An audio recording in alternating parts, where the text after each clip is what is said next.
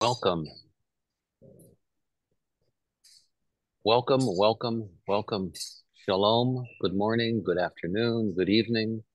Welcome to the famous Ganat Rice's famous and long-lived forum, one of the longest-termed projects in the world based on macrobiotic education and publicity and promotion and basic entertainment. And here we are, the first Sunday of the month, August 4th. At 10 a.m. East Coast North American time. And we are not only acknowledging Ganat Rice, but acknowledging our guest today, Mr. Phiya, also Philip Kushi, the fourth child of Aveline and Michio Kushi, the third son, and maybe not the prodigal son, but the son who maintains a connection to macrobiotics, who has been involved with macrobiotic education, study, research, and play for all of his many years. However old Phiya is, he still looks like he did when I first met him when he was about 8 or 9 years old. And he still has that youthful vigor, his open mind, his curiosity, and his adherence to this strange way of life that we call macrobiotics, a practice of using food and our minds to make sense and balance and harmonize our interrelationship with each other and with the world. And Phiya was not only a child of the Kushis, but also a director, a leader, and a teacher on his own. He's traveled extensively. He was the head of what was then called the East West Foundation, the Kushi Institute, and he led the rally toward really introducing macrobiotic philosophy, healing, and happiness and freedom to the world as a direct lineage from the Kushi family. He is one of the ones who we can go to get a story about where it came from, where it is, and where it's going. And that's why we invited Phiya to share his experiences, his insights, his story to all of you. And we also open up at some point, the chat will be available for you to list questions. If you want to contact Ganat directly, we'll keep everybody on mute during the forum unless we want somebody to directly ask the question. Otherwise, Ganat will ask the questions when we take a break so we can hear Phiya's insights and responses to the kind of wonder and curiosity that you have about his perspective, his experiences, and his vision for how macrobiotics is going to continue to unfold through the 21st century. And Phiya is one of the few people still alive who had a direct relationship with George Osawa's wife Lima, and many of the early Japanese, European, and American macrobiotic teachers. Not that he has become a advocate of all of their teachings, but he has sifted through, digested, and metabolized what it makes the most sense, and will share those perspectives and insights with us today. Like I said, I've known Phiya for many years, and I'm glad to welcome him to Ganat's forum. So without further introduction, Phiya Kushi. Hello. Thanks, Lenny. Thanks for that extensive introduction. I'm not sure I deserve all of that, but anyways, I will try to my best. I mean, I'm going to present basically my life's journey, and then which involves a lot of different topics, which we can then afterwards get into more detailed questions about things that have happened over the years, my insights, and all of those things. And so you said I knew George Osawa. I was very young when I met George Osawa. I think I peed on him when he told me. Too much liquid. Too much liquid. Yeah. So I was born in 1959, and George Osawa first came to the U.S., I believe, in 1959. Before that, he was traveling throughout the world, in Africa in the 50s and throughout Asia and all of that, and then came to the U.S. Um, in the 50s. But Lenny had asked me. Right now, I live in Columbia, Missouri, in the middle of the country, and why I'm here is another story. But uh, I also music has been a personal hobby of mine, and I now actually teach music. And Lenny suggested that I begin with a short clip of me playing Imagine, which I did at my father's memorial. So I'm gonna show that clip as well as uh, um, show some pictures of my family, and we'll go through the history and over the years of what has in Boston and elsewhere and travels. And I edited it down to as minimal slides as I could to share this story. Of course, there's plenty of more slides and plenty more photos and plenty more to share, which I have a lot to share for those interested. But let me Is it also begin true with that the Smithsonian has a full library of photos and stories, yeah, notes? yeah, it's absolutely true. They have this catalog of collection that was donated to them, and I have an actual picture of when they came uh, that I'll show. But yes, and if you're interested, I can share the full inventory of what they have, which includes photos, videos, recordings, as well as countless publications and countless documents. And it has my sister kept the volumes of photo albums over the years, and they are there as well as I think Michio's three-piece suit and some other interesting things, a rice hulling machine, etc.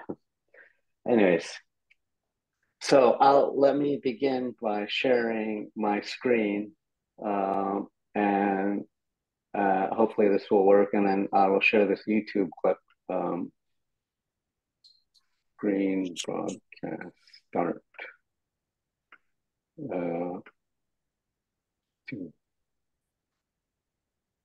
okay, here we go. Let's see now. To carry those forward Okay, in our lives. so I love you, Papa.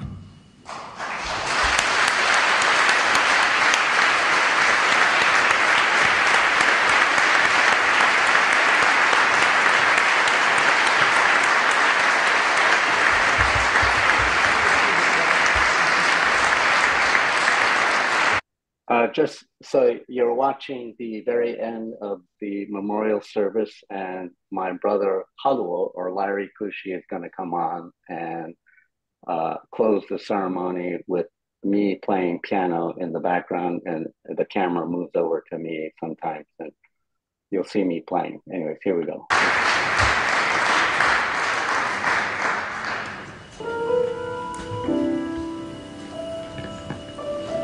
As Hisawa said, our father, all of our fathers, or grandfather, was a dreamer.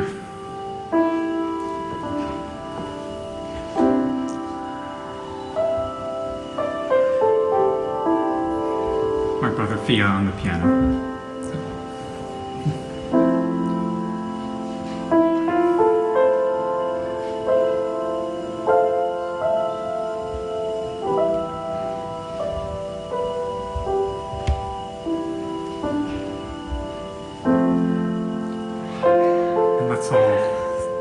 Sing a happy song together, as we did with Dennis.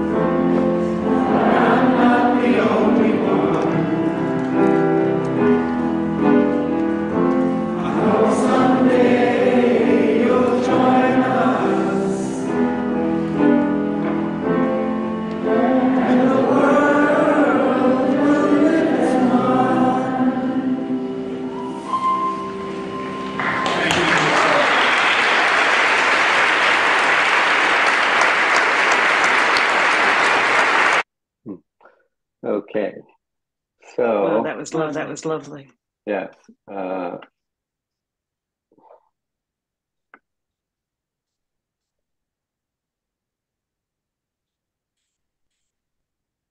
Okay, so there I am. That was me on piano playing Imagine at my father's funeral or memorial service. And the man who looked like Michio was his brother, his younger brother, Masao, who was there as well. Uh, um, so the song Imagine is when I first heard it, it was I was 11 years old, and that was I was hooked. I said it inspired me to learn piano, learn how to play piano. I said I've got to learn how to play that song because it really spoke to me in terms of uh, what we were doing, creating one peaceful world, and so that it was like, oh, I've got to learn that song. There's another song that Paul McCartney did on his first single album that I inspired me to learn guitar, and that was the song Junk, which is all about pollution and taking care of the environment. And I said, oh, I got to learn that song too.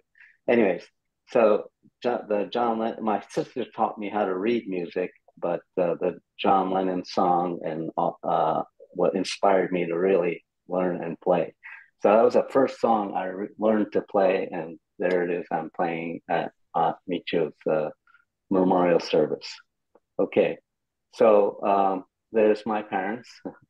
Thought I'd share some photos. Uh, Very serious and in a more light-hearted mode, which they were always had in their presentation. They're always joking, laughing, funny, singing songs, etc., dancing. My mother was very funny. Uh, then these are my siblings. Lily, this is the order of age. Lily's the oldest, and Norio, Halua, or Larry, then myself, and Hisao. Lily, of course, passed away, which we can talk about later. But anyways, we all eat. We love noodles. All of us love eating noodles like our father. We've inherited that. This is a later picture of my brothers and I, actually at the memorial service afterwards. This is about 10 years ago. Huh? Time flies.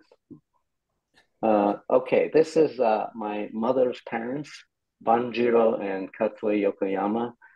They uh, they had 13 kids, and my mother was like the third oldest. I think she had an older brother, older sister. And she grew up in a very small town called Yokota, which is in the mountains.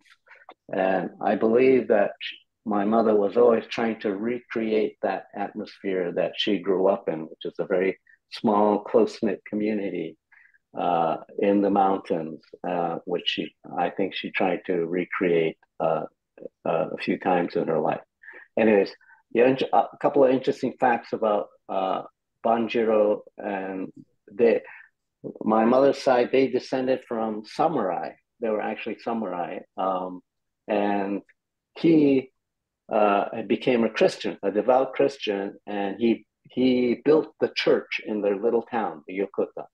And he was drafted into the Japanese Russo War at that time that was going on, and he was put in prison because he refused to give up his Bible. The soldiers beat him and tried to persuade him to give up this Bible because they thought that it would be counterproductive to his allegiance to the country. But he refused, but eventually, seeing how tenacious he was and holding on to his religious faith, they saw that, well, he must be also that tenacious as in his commitment to Japan, so we'll let him fight. So they let him go, and he fought in the Japanese Russo War. Anyway, so that's them. But they had 13 kids, and the oldest, with her husband, helped start the Salvation Army of Japan, which is another interesting fact. Anyways, so that kind of missionary zeal was strong in my mother's family, which I think where she gets her go get 'em spirit. Anyways, so there's my Michio's parents, the older gentleman in the dark suit, and then the older woman. That's Michio's mother and father. That's Michio's brother, and then in between on the white is my sister when she was visiting Japan. Uh, my Michio's mother was actually a judge. I think something equivalent maybe to a federal judge. She was a very well respected justice in Japan. Michio's father was a teacher, an educator of history. He especially liked the Italian Renaissance and studied. Years later, Michio brought his father to Florence, Italy, and Michio recounted a story where he brought his father up to that tower in Florence, Italy, and he just sat there for a couple hours, just gazing out in over Florence and reminiscing. Everything he studied about the Italian Renaissance was came back to him, and he really loved that trip. I think that was a very significant time for Michio and his father. So Michio's background is very educational, academic, and actually his family comes from a history of farmers. And being a historian, Michio's father put together a family tree that goes back to 1600s, which is quite amazing. Like the earliest Kushi family tree of people living in Wakayama, apparently they grew tangerines, and they sold them by boat to Korea. And eventually, and they died actually in a typhoon that in the sea, unfortunately. But they created this whole Kushi family way back when. Anyways, so there's a photo, a 1929 photograph of Michio as a baby, very rare. It's amazing. But these are photos I gathered over the years, starting on the bottom left with that baby photo, and then over the years wearing school uniforms, and then again over at the top left all the way to the second photo on the top left is where he arrived in New York. That's the Riverside Park. He's at Riverside Park, and Grant's tomb behind him. Okay. But now, Michio said that there's two people that influenced his life. One is this guy, Professor Shigeru Nambara. He was the dean of the Tokyo School of Tokyo University, and was a political scientist and advocate of world peace. And he, after the World War ended, he and all the great thinkers around the world joined this movement called the World Federalist Movement. And in Japan, there were only two individuals who were part of this World Federal Movement. It was him and George Osawa. And Michio was a student of Professor Nambara, studying under him at Tokyo University. And the Professor Nambara told him, you should go visit George Osawa, see what he's doing. And at that time, George Osawa had a study house in Tokyo and was publishing this world government paper. And so Michio, it was at Professor Nambara's suggestion that Michio went to visit George Osawa. The picture on the left is when Michio had arrived in the US. This was taken in Los Angeles, where he reconnected with Professor Nambara in Los Angeles. Michio is at the far right of the photo in this very dapper pinstripe suit. Okay.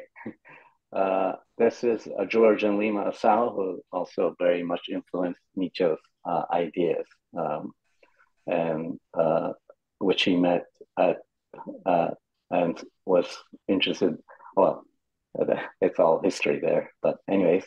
Now this is at the Tokyo Center, George Osawa's study house in Tokyo, and George and Lima are on the left, and seated in the middle there is Norman Cousins. Norman Cousins was the vice president of the World Federalist Movement, and came to Japan right after the war to visit Hiroshima and to meet with other World Federalist people. And that's where my father met with Norman Cousins, and Norman Cousins sponsored my father's visit to the U.S., which so I owe my life to this guy Norman Cousins, because I wouldn't have been born if he if he didn't do that. Anyways, so just wanted to show that. Then this is in New York, in the park, I think Riverside Park.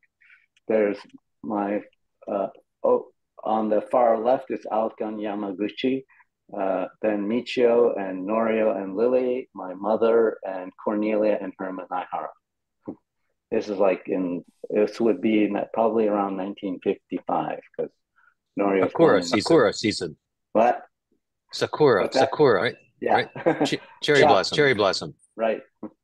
It was colorized by a friend, Arthur Robbins, who used to live in the house. He got into digital photography restoration.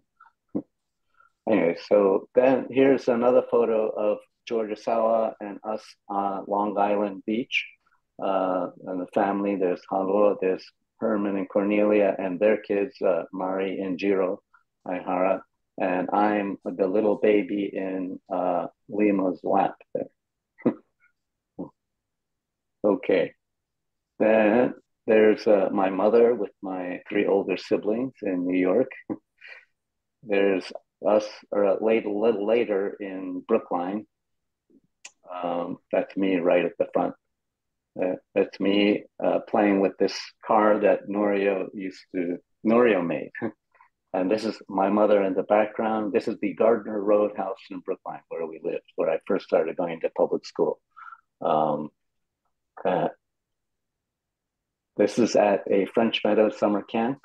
This is us three brothers, Hisawa at the bottom, me and Haruo. And that's Ariege Arcegol. That's Joe Arcegel's daughter. This is a photo of Erewhon. Erewhon was starting to happen and grow. My mother is on the far right bottom with the long hair, the bag, and then there's a bag of Erewhon rice. And over in the left middle, second to left, wearing that checked shirt is Tyler Smith, who was the president at that time. And behind him is Jeff Flasher, who later became president as well. And later, those guys with the Tom DeSilva bought out Erewhon Los Angeles from my parents. And then Tom DeSilva bought all their shares out and then ran Erewhon Los Angeles for many years. And then it was sold to the people who own it now, who have made a killing at selling these smoothies. Anyways, we can talk about the history of Erewhon and all the influence that it created, all the whole natural organic foods industry, etc. We can explore that. This is a photo of me standing next to my father, my first wife, Isao, and I can't remember the guy with the glasses, dark glasses. And there's Haruo. We're standing in front of the Seventh Inn restaurant, which is a restaurant that my father created in downtown Boston. There's one that I think Lenny is very familiar with, even worked there, as well as many other young Boston macrobiotic students. Okay, there's the cover of the East West Journal, which a later edition, 1985. I thought, in honor of Lenny, thought I'd show this. The journal was really influential in really starting the alternative healthcare movement. I think they promoted a lot of people, including like Deepak Chopra, Andrew Weil, and all these guys who were unknown, and the journal made them known, famous, and they then, of course, became famous on their own. But a lot of them got their start through the journal. So thanks, Lenny, and the journal team. That's me. I'm working at Open Sesame restaurant. I was a baker. I was a short order chef. I was a floor manager, and I learned accounting, business accounting, with the one of the cooks there who was an actual CPA, but he was also interested in learning how to cook. And he taught me business accounting. Here I am baking. I'm wearing the sweater because it's winter and it's cold outside. But anyways, there's Michio in one of his many, many lectures. I thought I'd show this one because right there on the board is One Peaceful World. This is Michio in Japan. They hosted a trip with Gloria and Bill Duffy, meeting Lima Osawa. Gloria Swanson is the silent screen legend who was contemporaries with Charlie Chaplin. She had an affair with Joseph Kennedy, among other things, and among other people, knew all the Hollywood legends that started. She was one of them. And William Duffy made his claim to fame by first writing "Lady Sings the Blues" with Billie Holiday. He and Billie Holiday were very close friends. And I remember William Duffy telling me a story that he was with Billie Holiday and they were visiting the White House when Roosevelt was in office. And Roosevelt, as you know, had polio and was on medications, including heroin. So, so you had Billie Holiday, who was also enjoyed heroin, and them join in private in the White House, shooting up together. That's a story from William Duffy. But William Duffy later married Gloria Swanson and wrote Sugar Blues, and he also wrote the first book, You Are All Sampaku, which became very famous in introducing macrobiotics to the US, to North America. And there's a lot more we can talk about that. Anyways, there's John and Lennon and Yoko. This is 1965, September. They came to our house. Yoko had already known about macrobiotics. She said that she was a waitress at the Cauldron, I think, or one of the early restaurants in New York. And she had been in touch. She had known about it all these years, and then met John and influenced him. William Duffy, in jest, said it wasn't Yoko who broke up the Beatles; it was brown rice that broke up the Beatles. Anyways, then later John Denver came. He was definitely an advocate for the environment and all other causes, and he was very interested in macrobiotics. And he had married this woman, Annie, made famous by his song Annie song. And she was a gourmet chef and cooked wonderful meals for him at home. And then whenever John would travel, he hired this chef. His name was Ron Lemire, who was actually a macrobiotic chef. And Ron Lemire cooked these very simple meals and very kind of basic, very simple meals because he was trying to keep John healthy while he was touring. And over time, John noticed, he felt much better while he was on tour eating this food. And then every time he got back home, didn't feel good. And the other issue that they had was his wife could get pregnant. So they adopted a lot of kids. And so John sought advice from Michio about that. And eventually they divorced, and he married somebody from Australia and had a kid with her. And John called up Michio saying he has a new son and how wonderful that was. And we all celebrated that. But later, eventually they divorced too. But he did have a biological son or child or daughter. I can't remember which. Anyway, on the left corner is Shizuka Yamamoto. Anyways, now there's a photo of my mother and sister. In 1995, my mother passed away due to complications of cancer, cervical cancer. my mother also contracted the same disease at the same time. And we can talk about that too. But she survived and lived until 2001 when she did eventually pass, which my father attributed to the radiation treatments and other things that damaged her spine and other things like that. Anyways, it's a lovely photo of them. Lily, oops, let me go back. Lily, her death made a huge impact on my life and changed my perspective and orientation, which we can talk about. But her life really impacted me. So, and that she taught me how to read music. I committed to keep my musical practice alive because of her. Anyways, so when I was running the Kushi Institute, the most popular program, probably the most popular macrobiotic program, was the Way to Health program. This was, we can talk about this too. This was designed from a program that I designed back when I was running the East West Foundation called the Macrobiotic Way of Life. Originally there were these weekend programs that the East West Foundation held called Cancer and Diet Seminars, and that became Cancer and Diet Weekends, and then they became the macrobiotic approach to cancer. And then when I took over, I changed it to the macrobiotic way of life program, which was a weekend program. And then when my parents bought Beckett, we expanded it to a week-long program. It was expanded to that, to this format. A very successful program. A lot of cancer patients and other health people with health issues came, and many of them got better. Anyways, so this is a picture of the Smithsonian. That's a Smithsonian van. There's a little logo on the side. This is in the late 90s.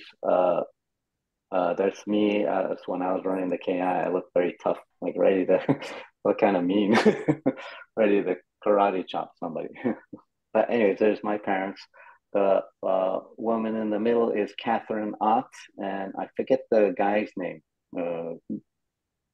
Anyways, they both work at the Smithsonian, and the younger woman on the right is B.G. Mancini. It was because of her. She was working at Michio's office, and through her connections, she made the connection to and contacted the Smithsonian and suggested that Michio donate all his materials to the Smithsonian for keeping for posterity, which Michio agreed, and so they showed up at our home. Okay, now that's me this is a photo. I included this photo because that's me in Washington, D.C. I'm getting ready to present to the National Cancer Institute the macrobiotic best case series research that was done. The research was started by my brother Haluo, and we were helped with Dr. George Yu and Chris Akbar, and Michio's office helped tremendously gathering all the medical records, and I was tasked with presenting the macrobiotic approach. I think I still had that slideshow that I presented to them. Michio was not present, so I was the voice of macrobiotics to represent macrobiotic cancer, macrobiotic approach to cancer. What year was that? What year was that? That was in 2002. You think you could take a pause? And we could ask questions. Sure. If there are some questions from our viewers. I think I'm almost done. There aren't that many more slides. Anything, Ganat?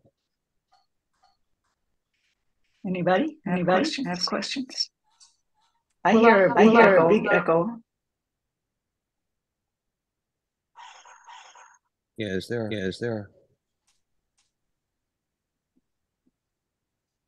Can I ask? Sure. There's a reverb somehow. Oh, Sorry. Can you do? So why don't we finish with Phiya's presentation, and then when he closes, maybe the reverb will stop. Maybe. Okay. I will, yeah, there aren't that many more slides. So after, in 2003, I left the Kushi Institute, and because I felt my task was done there. And we can talk about that, but I felt I had done all I could to help that organization. Then I worked on my own, and I connected with Gary Davis. Gary Davis was the world citizen #1. He was a great inspiration to Georgia Sawa, and I helped him with his website, and I got a world passport as part of the deal. I became a world citizen. Then I went to Alaska, and at the invitation of the Ionia founders and Barry and Kathy and Victoria, Eliza, and Ted, and Bill Johnson, and all their family. And I went there to kind of retreat and to take care of myself and to rethink my life and to chop wood, which was wonderful. It was a great, there's no, I got to travel a little bit. There's no place like Nome in Alaska. Then, of course, the attraction of Alaska is this beautiful landscape and scenery. There's that. That's me in this photo. They're hiking. That's the view from what we see. I always love this view. That's looking at Seward, Alaska. This is also a glacier. There's me in that photo, very tiny, standing on that rock. I don't know if you can see it, but it's right there. Anyways, so then I met the most important person of my life, who is my partner now and has been. Oops. I also got to meet, or going back, sorry, that's Claire. Claire, we've been together now and still are together. Then I got to meet Sandor Katz, who wrote The Art of Fermentation. When we talked, he said that my mother's book, the macrobiotic cooking book, what inspired him to study fermentation, and that got him going.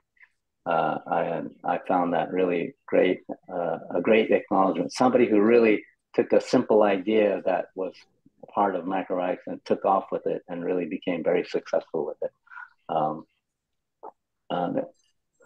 Then I got to travel. I know you had Eduardo Valle on one of your talks. I went to Casa de Luz, a great center. I got to go to Russia. There's me in front of the Bolshoi Theater. I met this man, a very interesting man, in the purple sweater. His name is Philip Rutberg. He was a scientist, a Russian scientist. He passed away, unfortunately, but he had so many amazing stories. Anyways, one of them was during the Cold War when Reagan was president. He had suggested that he could figure out a way how to shoot down satellites using lasers, and that inspired Reagan to start the whole Star Wars program. But he was a man of peace, though. Behind it all, he was not interested in war, but he could not speak out because of the oppressive state that he was living in. Anyways, very, very fascinating, intelligent, amazing man. Then I met this guy. He served me chicken soup for the first time, and I did not refuse. We went to Passover at his house. We connected through various people, but he's a good acquaintance, and his family's wonderful. He's a great guy. Anyway, so that's that. And then I also didn't mention his name. Oh, that guy. That guy is Jack Black. So there's a great comedian, actor, singer, performer, etc. So then there's me visiting New York on the way back to Alaska, visiting the Imagine, and that's it. Now we can go to questions. Okay. Can I ask? Can I ask? Yeah. Sophia, close your screen. Yeah, Let's yeah. see. Okay, there. Is that better? Now let's see. So, Yes. can you hear now? Yeah. Okay, so I'm Anya. Thank you so much, Phiya. But you mentioned quite a few times about peace, world peace, which I very much used to believe in. I'm sitting here in Israel, like Ginat and others. I'm just wondering, do you still believe that there could be peace in the world, and how could that be achieved? Huge Good question. I know. Yeah, it's a big question. But the short answer is yes, I do think it can be achieved. Okay. And um, there's a lot of thought.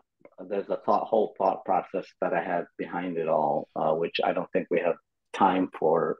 And I was talking to Lenny and Ginat saying, hey, maybe we might want to schedule another talk or several talks to go into all of these large questions.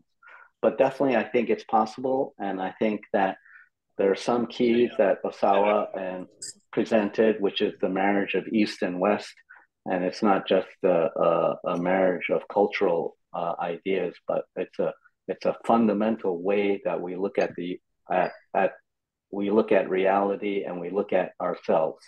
That is at odds and can be brought together uh, to create peace on earth, and so it will take time, and I do think we are even now in the process of creating this world peace through all the advancements and all the connections and all the communications that are going on, like the invention of the internet and the high-speed travel and all the even Amazon, where you can order whatever you want and it arrives the next day, which is an amazing logistical feat. All of the Whole Foods is like this cornucopia of foods from all over the world.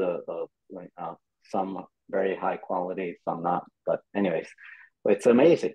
And I think one of the Harvard scholars, either Malcolm Gladwell or Steve Pinker, said that actually today we have more peace in the world than we've ever had in the history of humanity, despite there being some wars. That as a whole we are more at peace in the world. The greater population of the world is more at peace than it's ever been. So I think what is happening is that there's an evolutionary process that is going on that is a human being maturation. And just like, when we're little kids, we fight with each other, like kids on a playground, they fight with each other, they get into fights. And then we as teachers or parents or as adults, we try to stop them and all of that. Well, and eventually hopefully they grow out of that. However, as a whole, we have been growing out of this phase of fighting each other, and hopefully we will mature enough that we will be mature enough to not fight anymore and to hold dear that our fellow human beings, in that we will never do harm to each other ever again. So I think that is in the process of happening. It's just a matter of maturation and evolution over time, which is with a combination of staying aware of and staying alert and be concerned with self-development and reflection, both physically, biologically, but mentally and emotionally, and on all those levels, to really help grow ourselves and to pass that along to future generations. I think my short answer is yes. I think that's possible, and we're on the way to doing that. And I think Osawa said that prior to the 20th century, at least, most of the wars had to do with territorial kind of competition and greed, and that Yeah, the wars now, especially since World War II, have been about ideologies. And so yes, that kind of affirms what you're saying about the integration between East and West, between North and South, between Christianity and Muslim and Judaism and Taoism or whatever, the communism and capitalism. It's the ideologies that are undermining most of the harmony between nations. Um, and and so anyhow, there's still that opportunity that maybe we'll find a way of unifying these competing ideologies. What would yeah. you say has been your discoveries about macrobiotics since childhood until now that, is it a diet? Is it a way of life? And how has it affected you personally? And what have you seen in terms of that evolution of society or your own life during the Uh-huh. past, I guess it's 60 some years now? Right. So just want to mention a couple points about that world peace that you brought up, and that is somebody that was interesting is Jared Diamond, who is this anthropologist who wrote Guns, Germs, and Steel. He wrote an essay called the worst invention that humanity has ever done was agriculture, and that was the basis of all wars. And I thought that, oh, that's fascinating. That before that, we were not attached to the land. The land was, once we started working the land, then we started becoming territorial, and so that was very fascinating. That before then there were nobody was fighting. They were just maybe small skirmishes, but anyways. The other thing too was the thing that inspires me most about Georgia South. There's a few people that inspire me.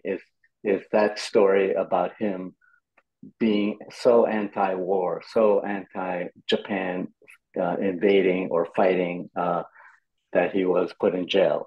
I know you mentioned maybe not, but anyways, I still believe that he was actually put in jail because he was still in jail till the end of the war when he was caught, and finally it was the Americans who released him. uh, anyways, that he would against the whole culture of this whole society that was saying we should fight and we'll fight to the death, we'll fight our enemies to the death. He was saying the opposite, and he was going against all of that.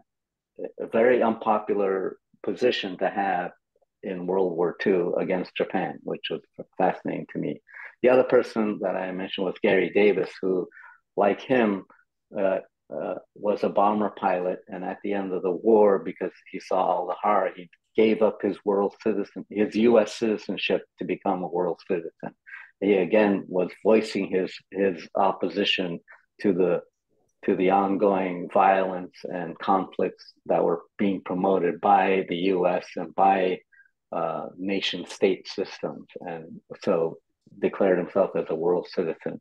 So to me, people who actively stand up against any sort of violence within their own communities, within their own countries, within their own groups, whatever, I admire, and hats off to them. Whether it's Gandhi, whether it's whoever, Martin Luther King, all of these people. So I look to these wars that are going on and wondering where are the people in these communities who are opposing their leadership for the violence that they are putting towards each other or towards somebody else. We need to hear from them. We need to hear from those Palestinians who are against Hamas, the hostages. We need to hear from the Israelis who don't want to bomb anybody.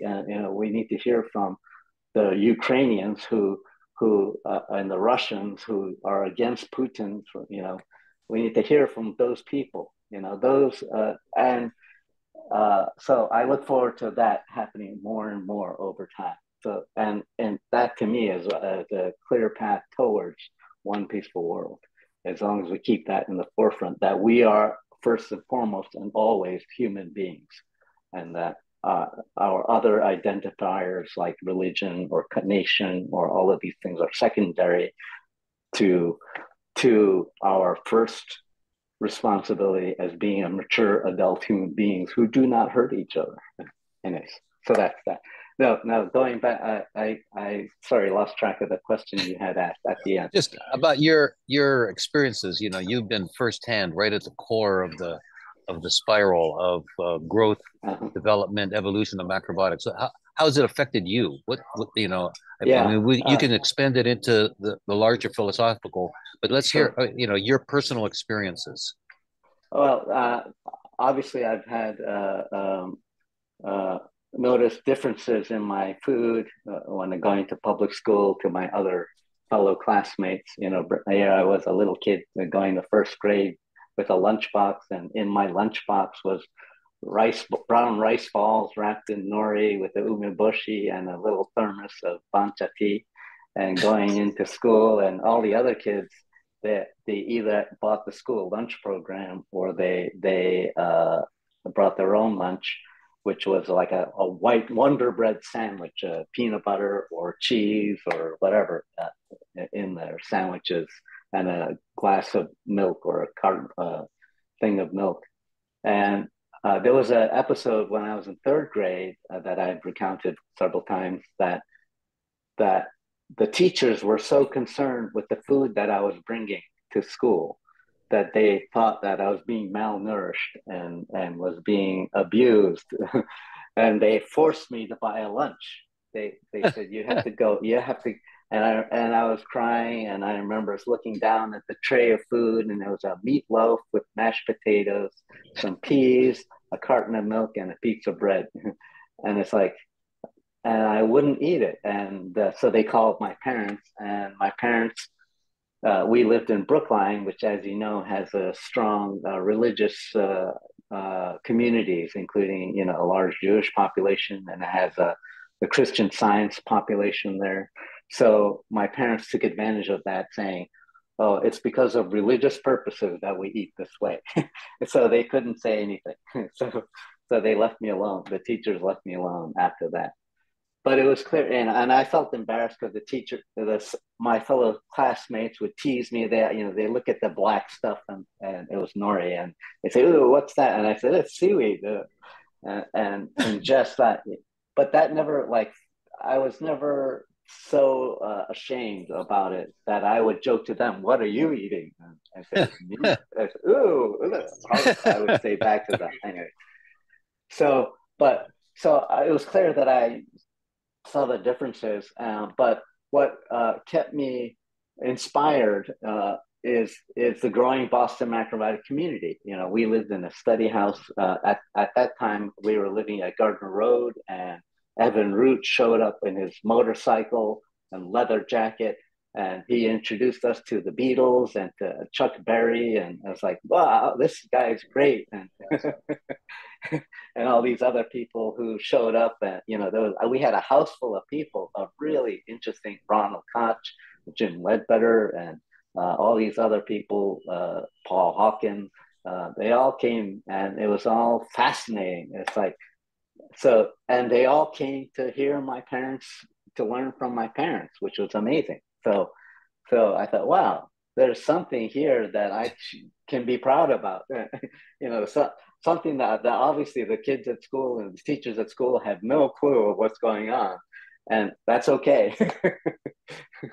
So I just kept going to school, bringing my lunch, and being happy about it, and being fine that I was different, being fine.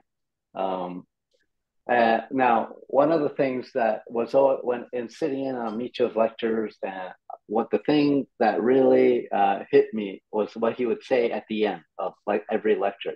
He would say, "Discover for yourself," or whenever there's a big question that Michio honestly didn't have the answer to, he would tell the student, "Oh, please discover for yourself the answer."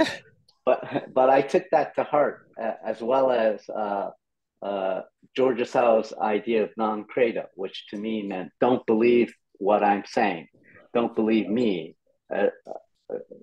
find out for yourself. Like if you couple that with Michio discover, like don't believe me, find the truth yourself.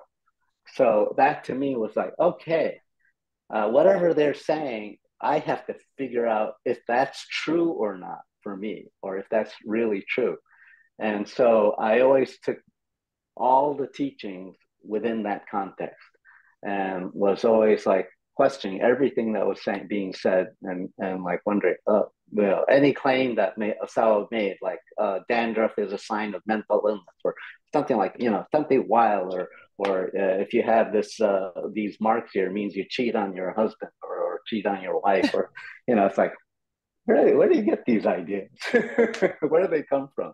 And so I started to research and do more my own studies in conjunction with uh, uh, what was being taught as macrobiotics. And so I would go try to find out every time Osawa, or every time they referenced a book or something, or every time Michio pointed out that he read it in this book or that book, I would go to that source. The other thing that was really interesting was later at Buckminster Row, we had this huge library, and Michio had this encyclopedic volumes of philosophers. These like very like leather bound, almost leather bound like books of all these philosophical teachings of Western philosophy from Aristotle, Plato, Kant, and all of those things. And a lot of those Michio would reference in his lectures. And so I would dive into those and start reading all of these different philosophical points of views. And one of like in high school, I was reading Hegel's Phenomenology of the Spirit and was really impressed by it all. It's like, wow, this is so deep.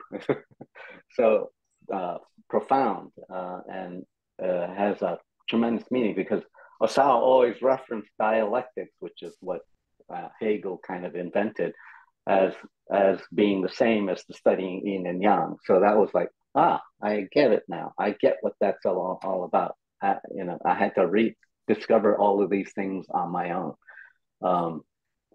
So did you see any? Let me interrupt. Did you see any controversies between what your parents taught and how they lived?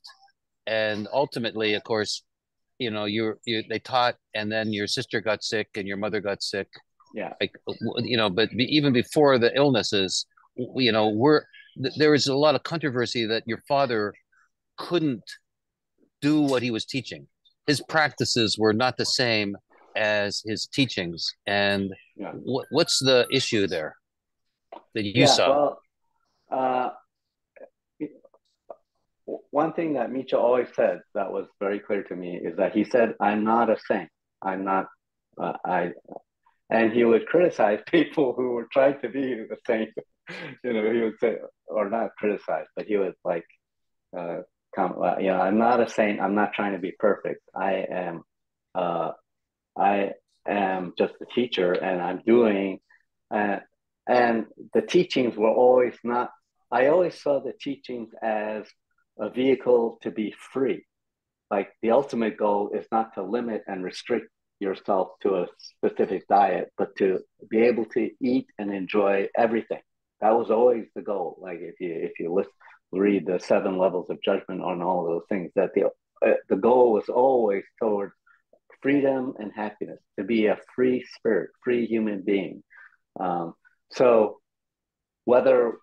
didn't matter whether people ate sugar or went to Dunkin' Donuts or went to some restaurant late at night or whatever, as long as they were making that choice to do so and taking responsibility for that, I saw that, that's part of the whole freedom aspect of what macrobiotics is aiming for and is trying to achieve. So now there are certain things that I think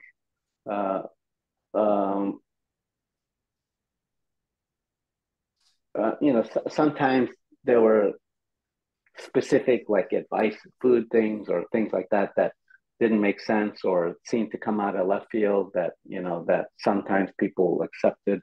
as gospel, but again, not discovering for themselves. That I think that, and more so in retrospect, you know, that I think was limiting to people's openness to seeing to new ideas and to really researching what's actually true or not. And I don't I know if think your that, parents said it to you kids, but they used to scold their students for binging. They called it binging. Binging uh-huh, meant that you didn't eat according to the standard diet. And I don't know yeah, if you kids ever had that experience growing up there, but I know that many of the students got scolded, and yet we know that your father would indulge regularly. I mean, even if it was just many, many cups of coffee or donuts right, or whatever it is that people saw him yeah, at Dunkin' Donuts. And it right, was kind of difficult to square between the teaching and the practice. And if the yeah, practice yeah, didn't make sense, or if you had to eat sugar in yeah, order to eat so much miso soup, uh-huh, then then maybe that's the yin and yang of it. yeah. But one of the things that I would say about that is in growing up in our household, I always loved the food that we were eating. You know, it was always delicious. It was like, and I did try Wonder Bread in at a high school cafeteria, and I did try these other things, and they were like the Wonder Bread. It tastes like cardboard, and you can ball it up and it becomes like this ball you could throw. And it's like that. It didn't really taste as good as a brown rice ball with nori and umeboshi. And I know that when kids would I did try sugar. I did try candy bars and things like that. And there was an ice cream truck that would come by after school at the playground, and so I did try those things. And one day I tried it, and immediately, without realizing it, my lips started to get inflamed. It was all this hot sugar that was like immediately. And I came home and immediately my mother said, "What did you eat?" And I didn't, I thought she could read my mind, or she, like, "How do you know?" It's like, uh, but it was obvious to them, that I had eaten something that was not what they normally, uh, that was strange to cause my inflammation. Anyways, but I always like when the kids would bring, have sugar in their pockets, or candies or things like that. What I kept were umeboshi plums in my pocket when I was a kid, because I just loved that kind of salty stuff. As you know, I became prematurely gray, so I think it's because of all the salt that I was eating.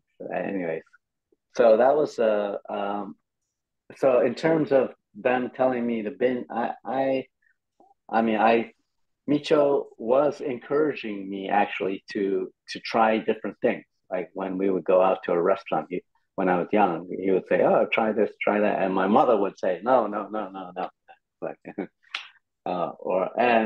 early on, I do remember like, "Oh, this is good, this is bad, yin, yang, bad," that. And there was a lot of judgment in the early days. I do remember you, which, as you were saying, recounting, yes. But as a little kid, I was somehow spared that, or had a different perspective of that. Um, um, yeah. And then, I mean, I guess the ultimate test is, as people have asked this question, those people who are the longest time teachers of macrobiotics, so many of them died either younger than the average mortality or of cancer, including your mother, your sister.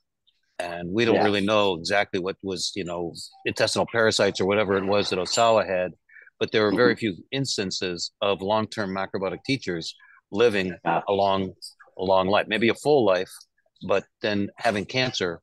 Um, Right. do you have an insight about that? Yeah, that's a long, extensive topic, and I could go into details of some of the individuals, like we're talking about, like my sister or my parents, and that whole experience, as well as Norio recently, who had an experience with cancer, which thankfully now he's free of, and the many, you know, that whole I was a firm believer that if you ate standard macrobiotic diet, you should be fine. That you shouldn't really experience any uh, major illness other than those that you choose to experience.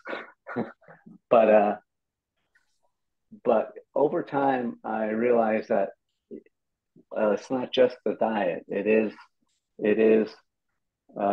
and this goes to a larger picture of how I see the universe.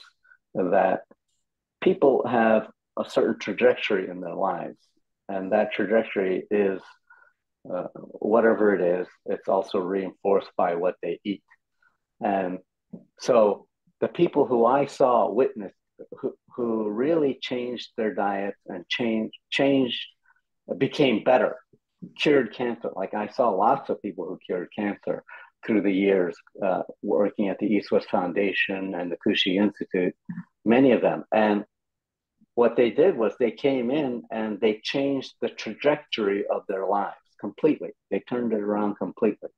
Um, they gave up foods that they'd been eating all their life to eat brown rice and fresh vegetables and these other strange foods, the seaweeds and things that they've never ever dreamed of, couldn't even pronounce. So they changed their complete trajectory, and were because they were scared to death of dying, obviously.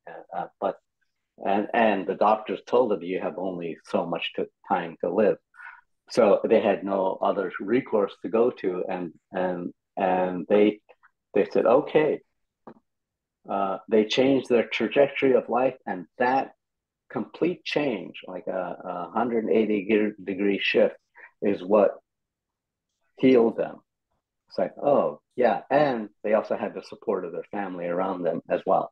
So when I looked at these later on, when I look at these teachers and I look at Michio's life and all of that, his life was pretty much the same ever since he first stepped off the boat in San Francisco and moved to New York.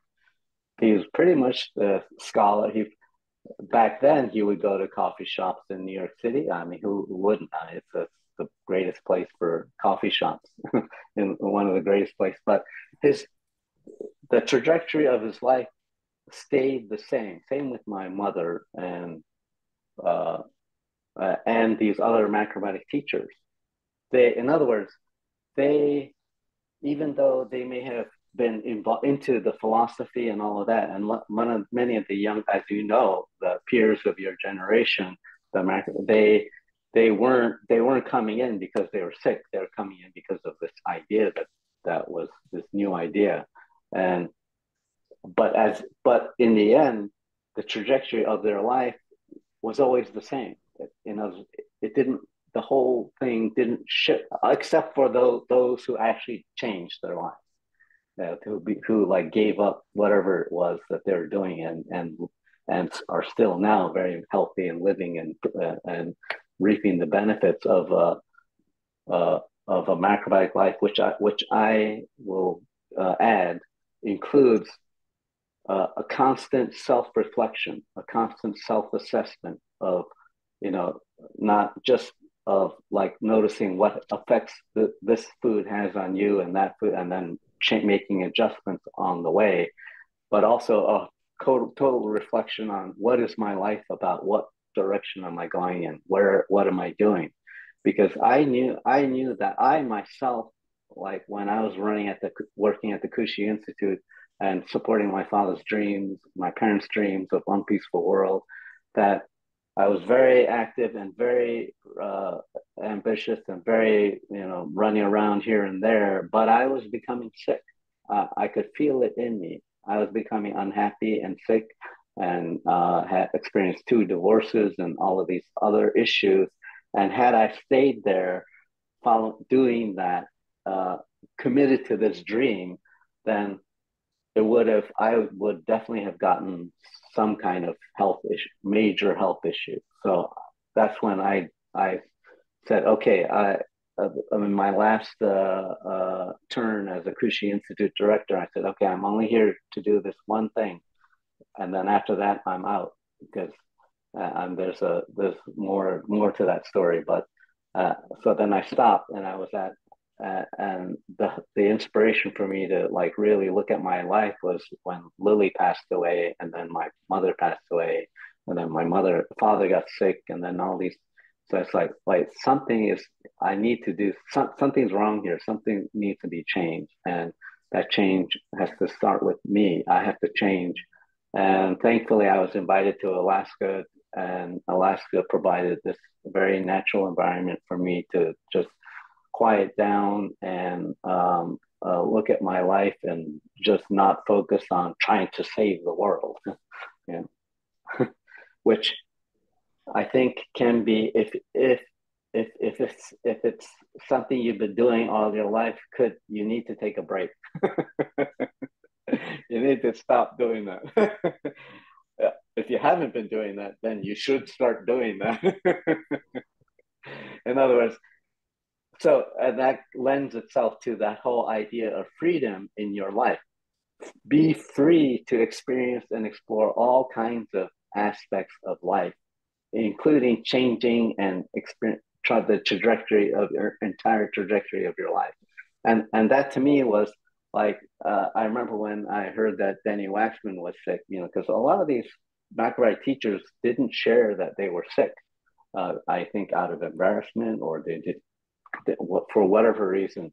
But when I heard that Denny Waxman was sick, I said, man, the first advice that I would tell him to do is to quit macrobiotics, and then he would get better. And same thing with Ed Esco and these other teachers who, they were just running themselves to exhaustion, trying to promote this idea that was killing them. Their lifestyle was killing them. It wasn't the idea, but their lifestyle around it was killing them. And I said, you got to stop. You got to. And so when Norio got sick, I said, listen, first, Norio was very much part of following a somewhat healthy diet, although he was eating a lot of white rice and white noodles and road food and quote healthy junk food, on the road and all of that. Anyways, he developed this cancer, this very strange cancer, and I said, with my experience working with George Yu and working with my brother and working with the institute, I said, you got to look at your life and change the whole trajectory of your life. You got to including changing your eating. And for Norio, it was going on pretty much a keto diet that helped him.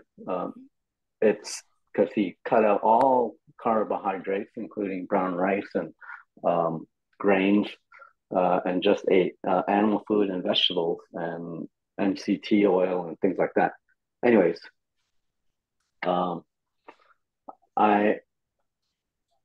so that helped him.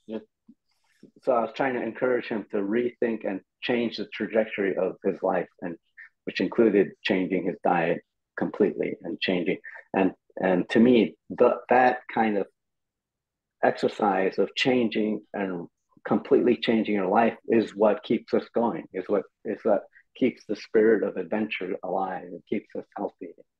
Do you think that somebody who's got cancer, who never heard of macrobiotics, that change is going to be the catharsis that's going to result in a cure? And those people who have been macrobiotic a long time, they might get sick. Yeah. So we're all getting older as macrobiotic people. We better give up macrobiotics, otherwise we're going to die young. Yeah. Not necessarily. I wouldn't say necessarily give up, but be always involved. Like, to me, what makes any living entity, even businesses and corporations, and is this feedback system where you're always reviewing how and being able to reflect upon your progress as you keep going, and change it as needed. So in macrobiotics, we call it self-reflection, but it's really being on top of this makes me feel better. This makes me feel, and as a result of that, like one of the most very clear conclusions that I've come to realize is that for the most part, most people, whether they're eating macrobiotics or not, and often macrobiotic people, they overeat. They simply overeat. They eat too much, and they don't.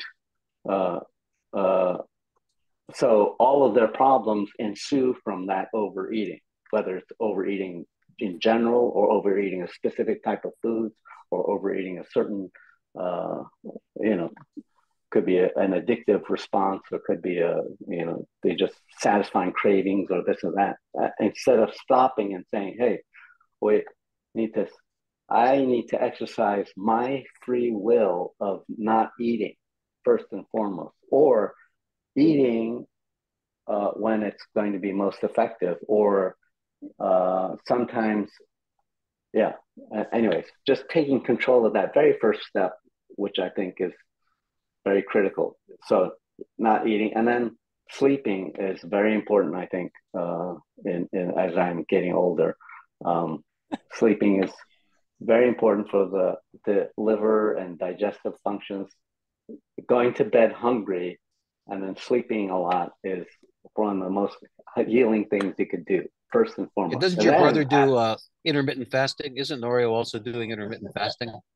yeah, I think so. I don't know, but I think so. I wasn't specifically following everything he was doing, but um, I knew that he was on the right track when he started reflecting and trying something completely different Going to and sleep seeing how. hungry, I mean, is basically, yeah. So you don't eat dinner and you wait for at least 12 hours. How would you define macrobiotics, Fia? How, from your Yeah. lifetime of living Yeah. a whole life, what is your definition of macrobiotics? Well, I think the key or an essential. I mean, there are many definitions out there, but I think an essential element that maybe gets overlooked or that I like to emphasize is this whole self-reflective aspect of macrobiotics.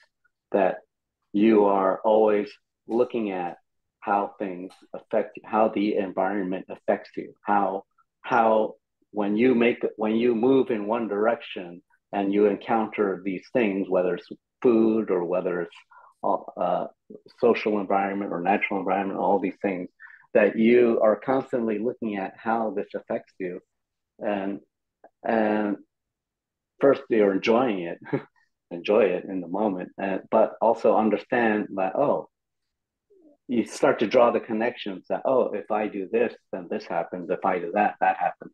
That to me is one of the key elements of a macrobiotic life, where you have that self-reflective mode inherent in the whole process of it, which on a mathematical or graphical scale or terms is the spiral. It's a spiral. You're spiraling around and evolving at the same time.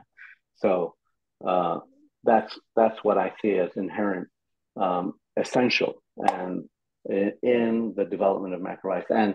And if you look at also in terms of any organization, any nation, any kind of movement, that successful organizations and movements and things like that always have that feedback system in place where they are able to assess how well they're doing, the progress of their activities, and all of that, which I think partly was a little bit missing in some of the macrobiotic activities. There was a lot larger macrobiotic activities. People were living in their bubbles of what I'm doing is right, and not comparing, and not as a movement. We were not self-reflecting.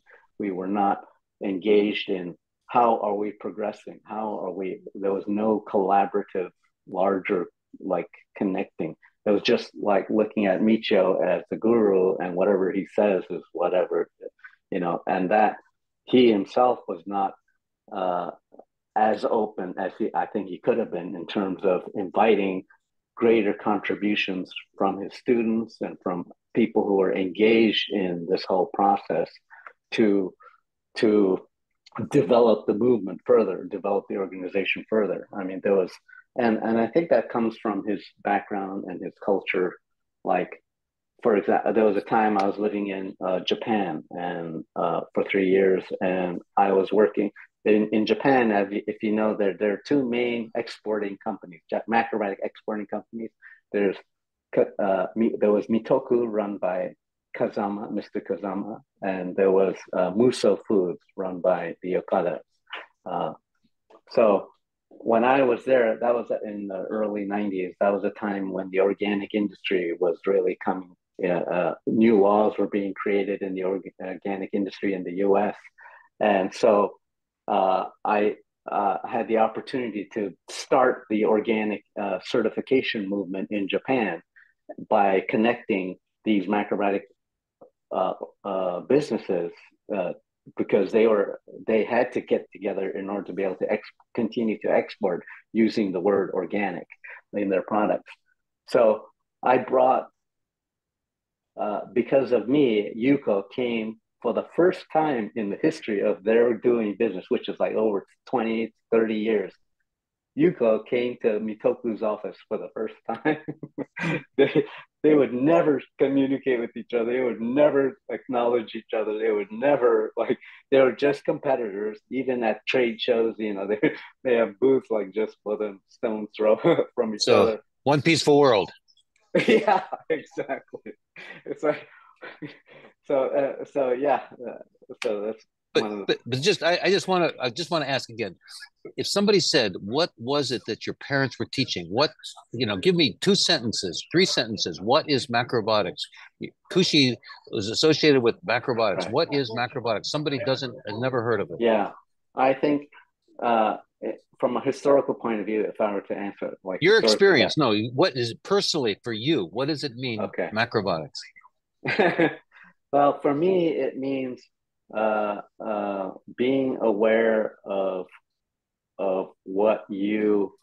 being aware of your life and what you're doing in it, and learning how to gain greater freedom and control over the trajectory of your life. That to me is the essence, including. That's a beautiful answer. Including, that's great. That could apply to a lot of things, not just macrobiotics.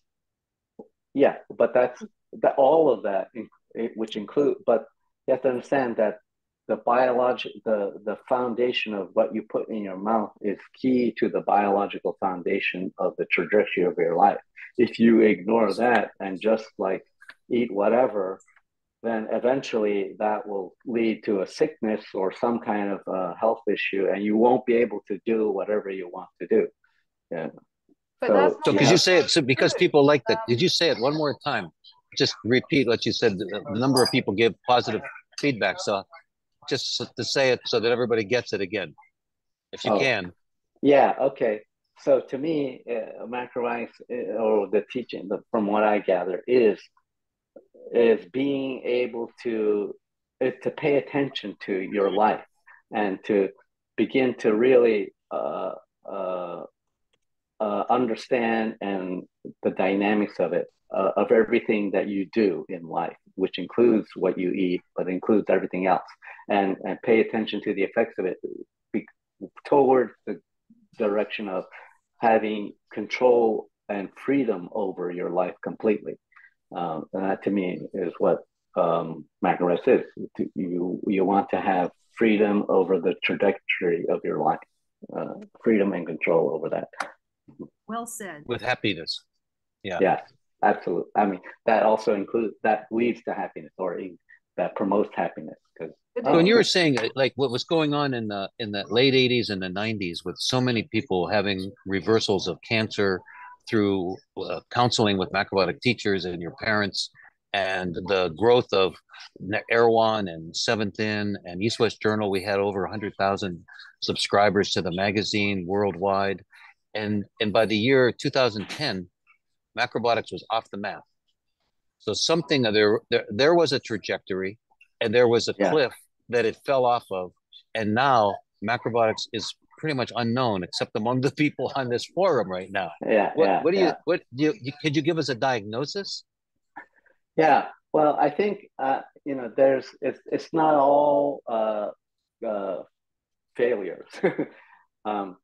There's a lot of positive influence and humongous change that did happen, which, as you can see in the organic foods industry. I can go down to my local supermarket and there's an organic food section, which was unheard of back in the days when we were trying to buy, when we were kids. Um, so that's amazing. Also, just the awareness that food matters in your health is something that was really uh, has become common knowledge. It doesn't no matter what it's called, people are real understand that diet has a huge effect on your health. When back in the 70s and 60s and 70s when Michio was teaching, cancer was thought to be caused by the sun, something else, and obviously now it's many cancers, most cancers can be influenced and changed by diet, and not just cancer, all kinds of diseases.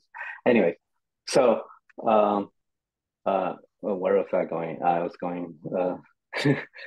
Diagnosing what happened, Oh yeah. So it's okay. There's yes. vestiges. It's true, but Yeah. there's So Rodale yes. Press. There might be bigger Right. influences than macrobiotics that have Sure. influenced organic food and natural agriculture in the U.S. Yeah, I mean, it was part of the larger movement of growing consciousness that was happening around the planet. Obviously, um, I think the what I'll call macrobiotic arrogance is what is the downfall of macrobiotics. In not and the arrogance is one that prevented people to do real legitimate self-reflection and self assessment, both personally and collectively. Like, is this what we really, and to have a system in place where you can constantly monitor and study that.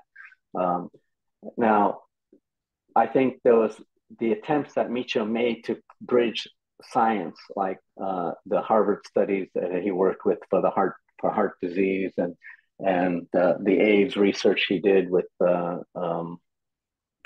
I forget which university or school, but those things I think, and the cancer research that my brother initiated, all of those things I think should have really been pushed forward and advanced much further and much faster uh, than it had been. And I think there was a kind of an arrogance of that was holding back the macrobiotic community from working together and partnering with the medical world or the research world or that has that kind of stunted the growth of macrobiotics in that arena, because the thing that Western medicine has is that uh, is it has a built-in peer review process that is within it. So even though science can come up with wrong conclusions and all of that, eventually there's this process that corrects its course and all of that. So that I think was missing in the whole process, and because macros came from like a guru authoritarian type of tradition, where you don't question the guru and he has all the insights in the world, and I think no, you need, and here's where the East and West need to come together. It's like the East West is that spiritual guru type of approach, and the West is the scientific, objective, peer review kind of. Do you think Michio was self-reflective? On himself personally, to a certain extent, obviously he got sick. I mean, there were things that I think that he had habits that he never shook until it was really too late. Man. Like what? Like smoking, like he was not a very physical person. He was more interested in the education and inspiring people. That was his. That was where his heart was. But he was uh, never. He had a hard time, like really taking full stock of everything that he was doing, and inviting others to participate in what he was doing, in a way that could really grow the movement, I think. Did Even he though take feedback from his family? Did uh, he get feedback from your mom and from you kids? I'm sure that you saw yes, some of his failings yes, and tried to encourage him to change, like stop smoking and so forth. yeah. He he was very selective in what he would listen to, and I think that like the dream of Beckett, the Kushi Institute, my parents bought 500 acres of property there. The dream of Beckett was definitely my mother's dream. Like I said, she was trying to recreate that Japanese Yokota, her youth experience. She was trying to recreate that in Beckett. Um, and Michio, on the other hand, he loved the city. He loved Tokyo. He loved New York City. He loved Boston, and he never was happy living whenever he visited Beckett. He was like, where's the coffee shop I can go to? He always loved like walking to the coffee shop and meeting people, seeing people. He always liked because that like fed him and fed his perspective of the world, and he would see the world through that. Um, so Was your mom so self-reflective then? she was to the point, but the odd thing is a lot of very devoted Georgia South students were not that self-reflective.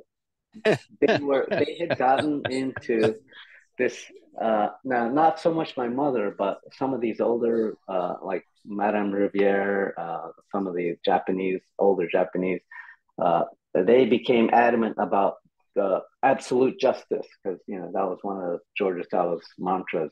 Justice and order the universe, natural order and justice, and you'll be punished. And da da da da.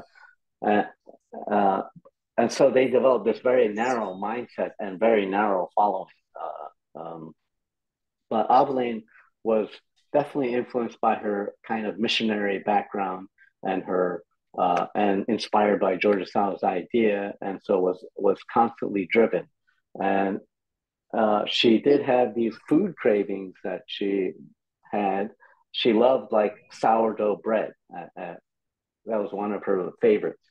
She went to when she discovered it when they went to Europe for the first time. Then they or Baldwin Hill bread, that, and then later Berkshire Mountain Bakery, and which is like delicious bread. It's like amazing, and very simple ingredients and all that. She was, With umeboshi paste on it. I know she loved it.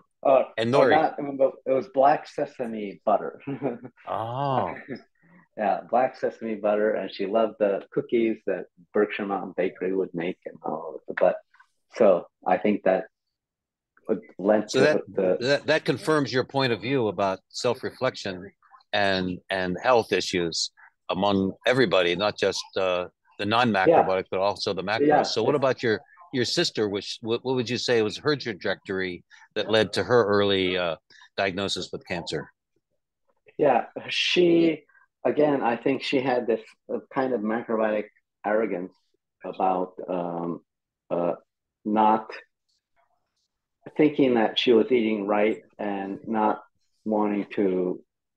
If she got sick, she would call my parents and uh, and ask for their help, and wouldn't ever think about going to the hospital, or you know. And there was a point where she was living in Los Angeles, and she was uh, she had this trajectory of trying to make it in the music industry, working in a very uh, in a suburban house, but she only had one room and all of her stuff piled in her that one room.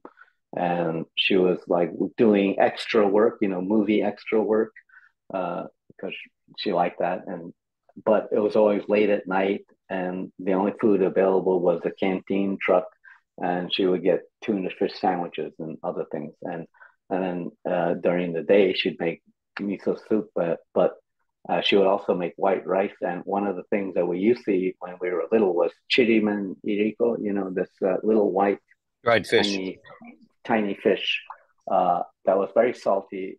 And she would sprinkle that on her white rice. when I visited her, I spent like a week with her, and that's what I saw, and I said, "Oh my God!" But unfortunately, I was in a bad shape myself. I was going through a divorce and all of that, and just kind of wanted to get away. That was in between after I left the East West Foundation and was thinking I got to do something else. Um, but I saw that and I said, "Oh my, this is not going to go well." And eventually, she became very sick just because she was just trying to go about her life, trying to do all these things, and she was not very happy in Los Angeles. But she loved her music work, and then she got sick, and then she got so sick couldn't move, and she called my parents up, and they finally had her come to Beckett, and still didn't have her go see a doctor to see what was going on. Um, so at Beckett, they tried. So she got a little better because she was now eating a little better, but she was still not really improving. And then they moved her to Brookline, and I was living in the house at that time. And I said, I told her, we have to take you to see a doctor. And so during a time when my parents were traveling to Europe, and Lily was not feeling well, I said, we've got to go see a doctor. So I and my then wife drove her to Maine to see Christian Northrup. And because I said, you got to see somebody. Her. Yeah, we trusted her viewpoint, and she knew the family. She knew the whole macrobiotic thing. And sure enough, when we went to see her, Christian said, is fourth stage cancer, cervical cancer, and immediately needs to go to Boston General and get radiation and all these other treatments. And the funny thing was, on the way there, my sister was sitting in the back seat, and she said, "Wouldn't it be funny if Michio Kushi's own daughter got cancer?" But you have two brothers who don't seem to have any, and you and your two brothers, you have two other brothers who are healthy, right? Larry and Hisao, and you. Yeah. So is that because self-reflection with them also? Yeah, Halua is very self-reflective and very sensitive to what he's eating, and Hisao is also pays attention to his health. Obviously with Peloton and these other. He's very careful, and he and his wife are very, very much live a very healthy, yuppie life. Yuppie sounds critical. Well, I don't mean it in a critical way. I meaning that they live a very progressive life where they're reflective, maybe reflective, yeah, concerned about their health, paying attention to what they eat, etc. And they don't necessarily call it macrobiotics, but they just live that way anyways. And so does my brother Halu. He does a similar, and I do too. I have been all these years. So you think there's a future for teaching macrobiotics? Is there something like there are very few teachers left in the world? Do you think that there is an opportunity for spreading the principles, the practices? I mean, and we haven't really talked about the unifying principle and the order of the universe, right, which were kind of under the dietary selections and the opportunity for navigating using a compass to understand how the world works. But you think that there's a future for that? The past is kind of like ended. I think, well, the world has changed, obviously, with the internet and with the younger generation and social media and all of these things. And like the unique thing that Beckett offered to people was the whole total experiential an experience that they could go there, they lived there, they could eat the food that was cooked for them. They ate only the food that was cooked for them. And immediately people found they had people who were eating meat or McDonald's or, cakes and Coca-Cola and all ice cream, whatever. They immediately found they could immediately see the effects. Now, to be able to recreate something like that, I think there's room for that. Certainly, some kind of center where people come and live and stay and are being cooked foods, and then they learn how to cook the foods themselves. And I think there is that availability. But I think also some kind of ongoing with people who are macrobiotic and have been maintaining their health and have been reaping all the benefits of the teachings. There's an opportunity to kind of stay together and to explore not just how they are biologically, but how they are socially, and how their families are, and how their children are, how their work and their values and what dreams they have, and their belief systems, and looking at all of that, because all of that I think is part of the trajectory of life, and looking at how we can develop a much larger connection with people to self-reflect and to create a system of feedback and self-reflection on a social level where we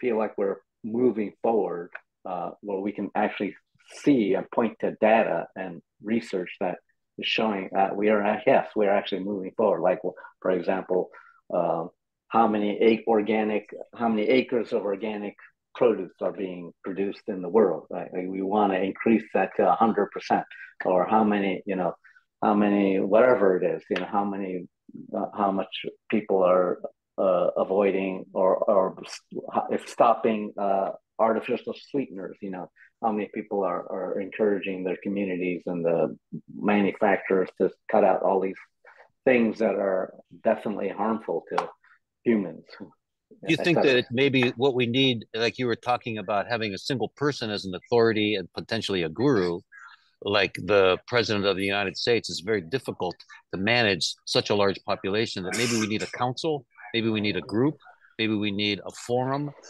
of people who are really committed to doing these kinds of things, as opposed to a single kind of charismatic ego that can both lead, as inspire, as well as diffuse and deflect people's own personal discoveries.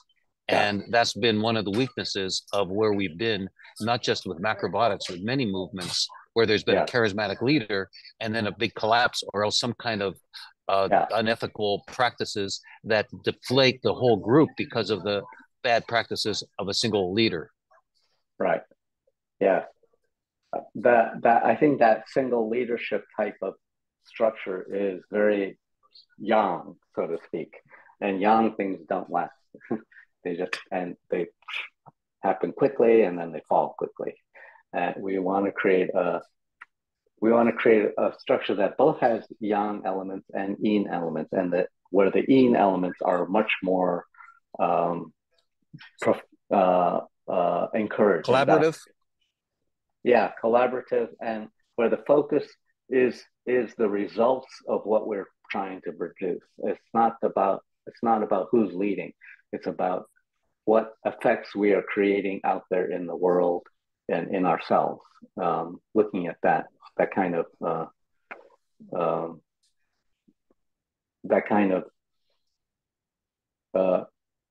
self-reflective process. And what about the classical macrobiotic mantra that I learned? The focus is on you are what you eat, but I've always thought, what about you are what you think? And there are many philosophies that practice that far more, seem to be very successful. I mean, the two need to be combined. Right. Yes. That's what I call the East-West collaboration, because if you remember, if you go back and recall, Osawa was teaching Japanese people early in the 1930s. He was teaching macrobiotics to the Japanese population who were entrenched in Eastern ways of thinking, which included meditation. It included that top-down kind of approach, guru authoritarian type of approach, meditation, spirituality, all of these things. But he was he was trying to introduce the West to the Japanese population, which included Western ideas, science, Western philosophy, more. Yeah, you have to pay attention to the food. You have to pay attention to these, not just that, not just the spiritual. You have to pay attention to this. Now, you bring that over to the to here in the U.S. People are overly emphasizing research, science, and these other things, and not listening, not looking at the more spiritual aspects of this. So there was a attraction to the more spiritual guru types of teachings, not just towards macrobiotic teachers, but to yogis and all these other aspects of spirituality, including like thinking and all of that. So so that's so where you're talking about this, you could say, is typically from a Western point of view being attracted to a Eastern point of view, or So what we need, I think, is both combined together. Where we have the practical, like Jodo says, philosophy without practice is useless. Practice without philosophy is dangerous. That's what Asao used to say. And so we need both. We need that both objective viewpoint that science gives us, and we need the subjective viewpoint of our self-development and our mind and how we think and all of those things. Bring that together. Great. Ganat, is there anything else that you want to bring in? Any other comments from the participants, or anything that you would like to ask? Or First, Ganat? Phiya, Oh I yeah. really appreciate your insights. I think that they're really interesting. And particularly, I've been examining this question of what is macrobiotics for some time now. And I really enjoy your understanding of it, that it's self-reflection in order to live the big life for freedom and with a biological basis of food. I think that really understanding. Yeah, so I appreciate Yeah, that. one of the things that I would like to change is that uh, we used to, and while I was running the KI and all that, we used to really promote food as medicine, and cite Hippocrates and all of these things. However, if you think about it, if we adopt this food as medicine approach, we're not changing the mentality of medicine. We're just adding one more thing that we use in the arsenal of trying to uh, cure diseases. you know, it's like, food has just become another pill. So then we have supplements, we have nutraceuticals, we have all these things that we're trying to like do to not get sick and not. So to me, if we change that, food is not medicine. Just clearly, food is not food is food. Medicine is medicine. Food is your daily life. Food is what is you. Food is what creates you, and you I'd, are I'd not. like I'd like to say a couple of things, if I might, before we close. One thing I liked about Ionia, the community in Alaska, is they didn't really say, eat really well, change your diet. They said change everything, which is why they're in Alaska. And they haven't quite succeeded in that ambitious dream. But food's really important. Food can be medicine, but so can a kind word. Somebody saying something kind to you can be more medicinal than miso soup, depending on how you're feeling that day. And I really reflect when people say about you are what you eat or you are what you think. You also are the average of the 5 people you spend the most time with. There's one study about money, and it found that you take the average of the 5 people you spend the most time with, that'll be your income too. So you are who you hang out with. You are your environment. You are the dream of the country you live in. You can't be independent of all those things. And back in the 70s, sometimes somebody would get cancer and some lovely new age person would say, you got cancer? Why did you create that? Which was, not empathy. But I always found the interesting thing to me is the word you. Because, yeah, did you create your cancer? Yeah, you did by how you ate, maybe, and by how your family ate and by how your society is. We're not separate from all these things. So I think macrobiotics made a great contribution in focusing on the importance of food. But its real thing was remember your true identity, which is that Michio did this thing once. He did 1 over infinity equals infinity. I've never forgotten that. Each one of us is operating on the same laws as the whole universe. So I want to conclude by saying I think it's a charming habit of human beings to want to know what causes things. Why did this person get cancer? Oh, he flew in airplanes too much. Why did this person get cancer? Oh, she ate a lot of bread. Like, I might get a diagnosis of cancer tomorrow, and I've been into macrobiotics since 1968. I don't think we're always able to understand why things happen, and sometimes, shit just happens. So I have a little lighter attitude towards these things, and I try to avoid blaming people for what happens to them. At the same time, when I did macrobiotics starting in 1968, it was a wonderful antidote to you got cancer, boy, those microbes are bad, bad luck. No, it's saying you created it. That was a good step, but it wasn't the last step to make, in my opinion. Thank you. I'd like to say something. I don't think macrobiotics had to be everything. I think it was great. I think the Kushi Institute was fabulous. It was a magical place, and I want to say I wrote this down. I think it's bigger than macrobiotics. I think the pharmaceutical, the medical, and the insurance industries, they were never going to open it up if they didn't have to. So it just costs a lot of money. Everything costs a lot of money. I think that is a big limiting factor for macrobiotics, in spite of anyone's human failings or fabulous points. Okay, and I thank you and your family and everybody. Oh, thank you. Yeah, one thing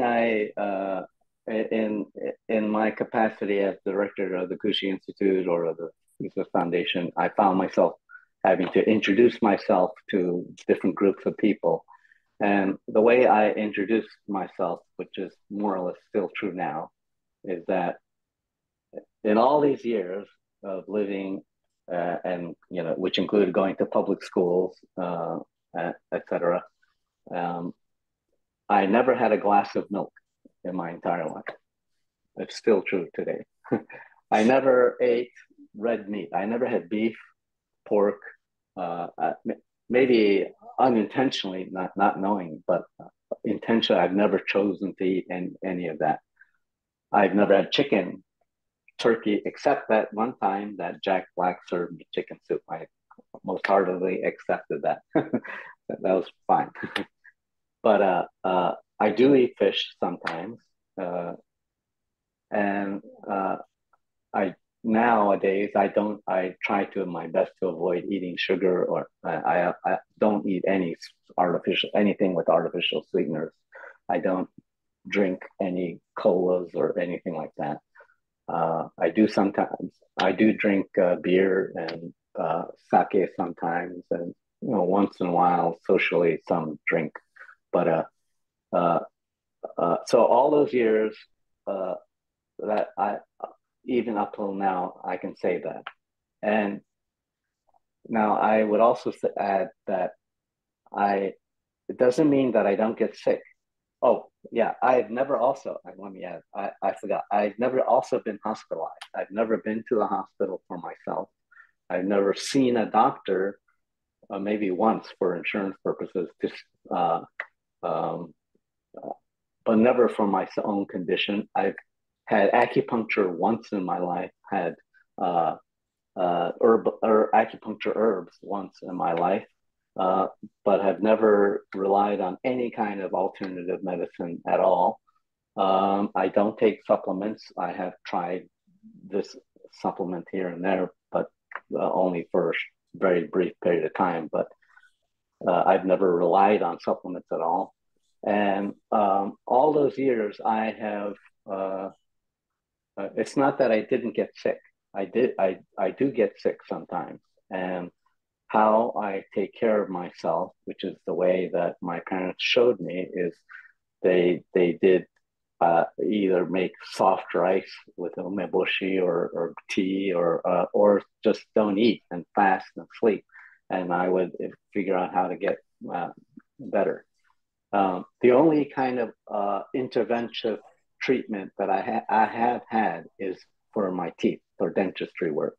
I've had considerable dentistry work because I think I did not take care of my teeth when I was young, and my parents weren't very good examples of that either. But I have been able to take care of my teeth, and thankfully, and I do have to thank it was Ionia who helped supported me to get my teeth fixed. But other than that, I've never been hospitalized, never had any major illnesses. But also doesn't mean that I'm against hospitals. I'm against doctors. I had very good friends who are doctors, very successful doctors like Dr. George Yu, or like these other doctors that I've met over the years. I met Deepak Chopra. I've met Andrew Weil. I've met many physicians over the years, many researchers through Halua. I mean, Halua knows everybody in every major hospital and person in the medical world. He's very successful in that. But I have never had a need for myself. But doesn't mean that if I have an accident or find something that I wouldn't not go to the hospital. I would seek out medical advice. I'm not against it at all. However, just I have not had any need to do so. I also have never spent a penny on medical insurance for myself all these years. So I have had medical insurance for my children when they're in school, but and now that I'm getting of a retirement age, I'm going to apply for Medicare.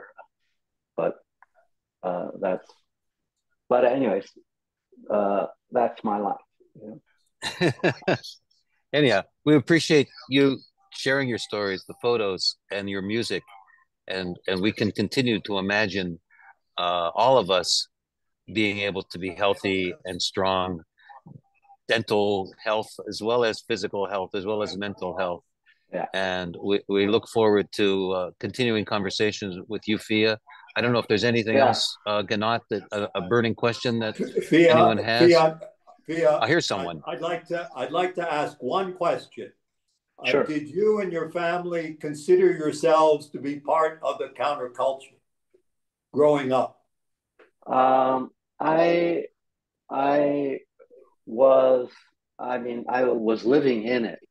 I absolutely did. Yes, I can definitely say that. Yes, definitely. Okay, and so the second part of the question is, if that's the case, do you still feel it today, or do you feel that the culture has completely shifted since the days of your youth and is completely different?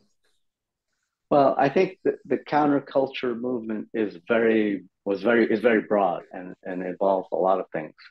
But one of the things that was key was the use of recreational drugs, which led people into macrobiotics, because all of a sudden people were starting aware that, oh, if they take something, it changes their mind, it changes their body, it changes their experience, how they experience the world. And they found that also in macrobiotics, that, oh, you could do this with food too. In fact, you could do this with anything that you interact with through the environment and manage and control. It's like that was so. There's all these other social movements and justice and all of those other things that I think are still important and still valid today in pursuing trying, like it would be great if Kamala becomes president, the first woman president of the U.S. I support that. And it was great when Obama became the first Black president and all of that. That to me is just part of the result of the larger grassroots counterculture movement. So there's less of a distinction that it's there. And really, it's now I think in order to be able to ensure that there's a future progression happening is to be able to identify that that east-west, yin-yang type of collaborative effort that we're seeking and merging together. That authoritarian versus democratic, the objective realities versus subjective realities, the mind development versus biological social development, those kinds of things. We have to really pay attention to all of those things, and it's also an evolutionary process. It's growing. It's not just stagnant. It's linear. It's expanding. It's growing, expanding. The internet is a huge development, even though it brings headaches of like internet criminals and scammers and all of that. But as a whole, bringing the world together, and as well as a whole, like that we can access goods and services like immediately, even though it may cause pollution and all of the things. There's a huge development there that is growing the planet at a much more accelerated rate, growing the human society and civilization and awareness, which I think is all in general a positive thing, even though it goes up and down. And there are issues, as you know, but as a whole, it's moving things forward. So the counterculture has become the culture, and yeah, and here we are using the internet for joining hundreds of people all over the world through this conversation. And it's top of the hour, a little bit past top of the hour. Right. The formal presentation is going to end. If people would like to continue in the chat, you can continue, Phiya, as long as you like, and other people. Right. I think Ganat's going to keep the chat open. I'm going to bid adieu, shalom, sayonara, abiento, lahitra. Safe travels, Lenny. Thank you. Good travels. And thanks, Ganat, and thanks, Phiya. Phiya, you want to say one more thing? Yeah, just one more thing to that last point is that counterculture movement served as a self-reflective point in the social history. That, we need to pay attention to ourselves and what we're doing. And so that is what was healthy about it. And that was what was, so as long as we keep continuing that self-reflective aspect and reflect on the current society, reflect on the conventional society, that's what the counter was. It was an active reflection and reaction to the conventional culture. Yes, exactly. Mm-hmm. So a kind of healing on a social level. A kind of healing. Exactly. Yes. Very Healing good. and self-development. Yes. Mm-hmm. Good. Lenny, thank you. Yeah, you did a marvelous job. Yeah, really thanks. appreciate it. Thanks, everybody. Thanks, Ganat, and thank you, Phiya. I'll talk to you again. And Phiya, thank you. It's terrific. I really appreciate your time, your thinking.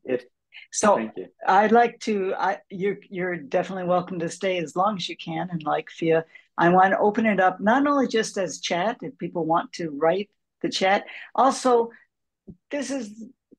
we can stop the recording or not, as you like. And this is the time for all of us just to interact and give ideas and respond to each other and just open it up generally. So is there any comment or question, anything people would like to focus on or comment on? I don't know if Phiya wants to do it, but I'm curious about Norio. My understanding is he got cancer and he called it the bump, and by eating an all-meat diet, he cured it. Is there truth to that, Phiya? He's on. Yeah. He's on. He signed in. He should be somewhere here. Phiya? Norio. Sorry. I'm here. Norio. Norio, Phiya, I screwed up. I videoed you if you want to read it. Norio, how are you and how did you get there? I'm doing great. I want to thank everybody who's been supportive on this journey of mine. We love you. Well, I love you all too. Thank you. So thank you, Paul, for asking the question. I think it's a good question. Number one, the way I approach the whole thing, I believe, is through was true to George Osawa's way of looking at the world. Number one, the way that he looked at the world had nothing to do with the specifics of what we're consuming, meaning the diet. There isn't a specific diet. Now it evolved into a specific foods as a specific diet, but And of course, George Osawa had recommendations, but his principles do not apply. It's not about that this is the way to eat and this is not the way to eat. So I want to clarify that. I feel that everything that was that in the way that I approached Mr. Bump and later became Mr. Crater is very much in line with the teachings of George Osawa. And then, so I want to say that. Number one, in alignment with George Osawa's teaching, there's nothing wrong, and there's nothing, and that there are no enemies. The enemies are all our own illusions. So it doesn't matter whether it is another person, another race, another nation, or what we think is disease. The way that what I call the disease management system operates is, and what I feel that somewhat, I mean, this is my opinion. I feel like macrobiotic kind of morphed into disease being negative. They never said enemy, but being something negative. And I don't feel that George Osawa ever stated that. Now, it's not like I'm intimate with his teachings. I was 11 years old when he passed away. So I did know him as a child, and I called him Oji-chan, which means grandfather in Japanese. And not just me, we children called him Oji-chan. So according to the way I understand George Osawa's teachings, I never considered Mr. Bump and Mr. Crater as something negative or something wrong. And every day I would wake up or whatever during the day, I would say, "Oh, I love you, Mr. Crater. I love you, Mr. Bump," whatever. So it was not, I never considered it as that it was something to be gotten rid of. It was something there to support me in my life. And Bump and Crater were both what a doctor would call a cancerous phenomenon on your leg. Is that correct? Yes, that's right. There was a huge tumor that grew behind my left knee, and I called him Mr. Bump. And then I was curious about the disease management system, so I did have the Mr. Bump irradiated after it started bleeding uncontrollably. So just thought I'd try that out. And Mr. Bump transformed into Mr. Crater, and there was a big open crater. And I still have a little, that crater has now, since in the last few months, has reduced to, it's much smaller now. We can't always say why things happen, but if we said, why do you think that appeared on your body? Do you have a response to that? Yeah, the why questions are based on our current linear time-based reality of cause and effect. The way the universe actually operates is there's no cause and effect. Everything is rising in a timeless way. So in actuality, birth and death is one movement. There is no separation between birth and death, for example. So now the way in which we play that the time is a creation that is created through us humans, and without which we could not play. We couldn't be here to play if there wasn't this appearance of time. But what's not recognized is that time is created through us, and that it is malleable, and it's our current reality is linear time-based, but time itself operates spherically, so it moves in different ways. So, and it's possible to, in one reality, we could create the past coming first before the future, or another reality can be created where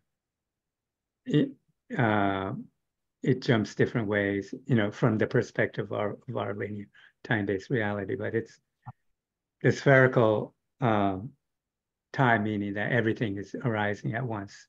There is no specific movement of time. As a matter of fact, I don't see time moving at all. Time is more of a being. But that is the perspective that the Nadi Norio adopted. So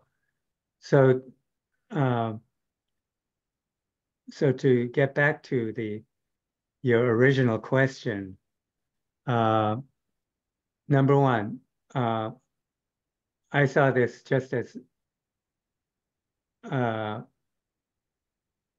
like going on a trip. Hey, let's go to China. I'd never been to China. Let's go to Russia. I've never been to Russia. So Mr. Bump showing up is like that. Okay, well, this is something new, unplanned, whatever. So, and then my partner Lisa, she researched lots of things, and the thing that was very clear to me from right from the get-go is that I knew nothing about what this is about. It was like I didn't look at it as wrong, that it's a disease. I didn't look at it as something that needs to be gotten rid of. I was totally clueless. What is this? Okay. Now I know that people have interpretations of what that means, but had already had preconceived interpretations of what cancer is. Cancer is generally held in a negative way. When I got the diagnosis, it was neutral for me. It was like, okay, this is like a trip to Russia, something I don't know anything about. I've read about it, but I've never been there. So